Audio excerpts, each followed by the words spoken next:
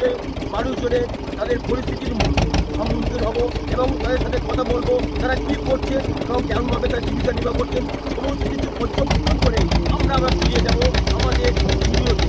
শুধুমাত্র আমরা মৎস্যজীবী বসবাস করি, সেই তার উপর নির্ভর করে আমাদের চলছে এই জীবন জীবিকা।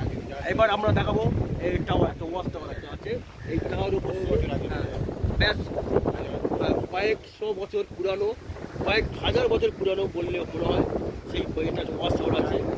এই জাহাজের দিক নির্ণয় করার জন্য আজও পড়ে আছে, কিন্তু তার কোনো রক্ষণাবেক্ষণ পায়নি, সেই অবস্থা পড়ে আছে। সেই ছবি আমরা তুলে ধরেছি আমাদের এই ক্যামেরার মাধ্যমে।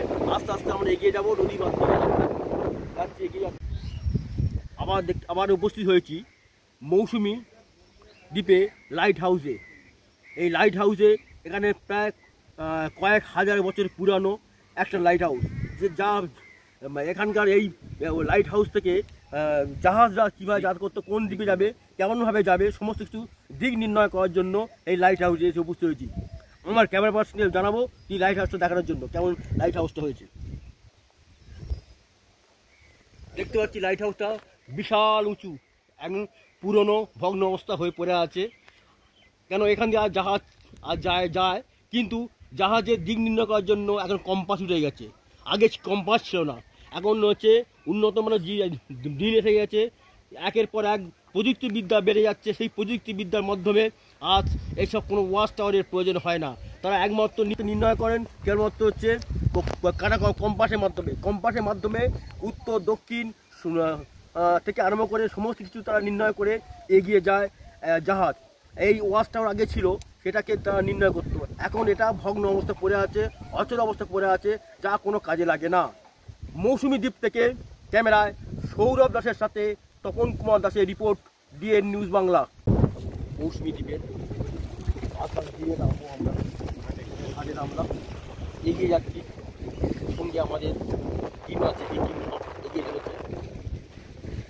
আমরা মৌসুমী দ্বীপে যাচ্ছি, ওখানকার পরিস্থিতি কেমন, ওখানকার মানুষের কেমনভাবে বসবাস করছে, তাদের জীবিকা কী রকম, সমস্ত কিছু সম্পর্ক তাদের জানবো এবং আমরা আস্তে আস্তে এগিয়ে চললাম।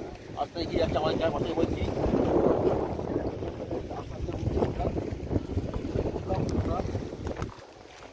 পর্যটকরা তারা আছে, আমরা এগিয়ে চলেছে একের পর এক।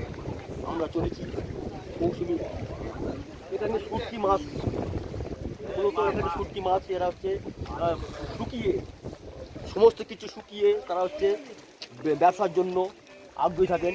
এখন আমরা এগিয়ে চলেছি, আমরা জীবিকা অর্জন হয়। এই বিষয়ে আপনি কী বলবেন? দেখুন, এখানে হচ্ছে 80% সব গরিব।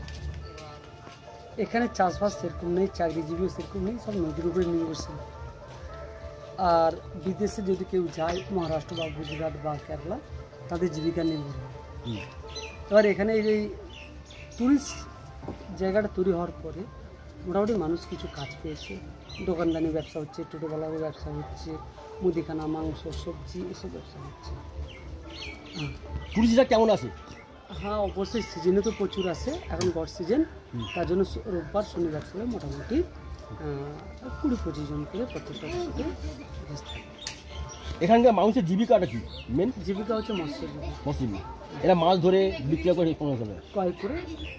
আজ প্রতি বছর কি নদী বাঁধ ভেঙে যায়? প্রত্যেক বছর ভাঙে। এবার হচ্ছে গভর্নমেন্ট আমাদের এই সাইডটা দেখছি না, ওটা আমাদের নিজেদের, মানে যখন আমরা এখানে মানে হোমস্টে করেছি, তার জন্য আমাদেরকে টাকা প্রচুর করতে হবে। আমাদের কংক্রিটের বাঁধের জন্য কিছু আশ্বাস দিয়ে গেছেন? অনেকবার আবেদন করেছি, এ পর্যন্ত 17 বার আবেদন করেছি, এখনো হবে বলে এখন আশা দিয়ে গেছে। আশায় আছি আমরা।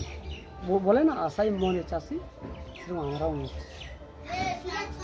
জল প্লাবিত হয়ে চলে আসে, একদম আমফান নিয়ে আসছে পুরো। এখানে আমরা মানে ঘর ছাড়া হয়ে গেছিলাম, হ্যাঁ, যে তো পুরো জলে ডুবেছিল, রুম ফুম সব।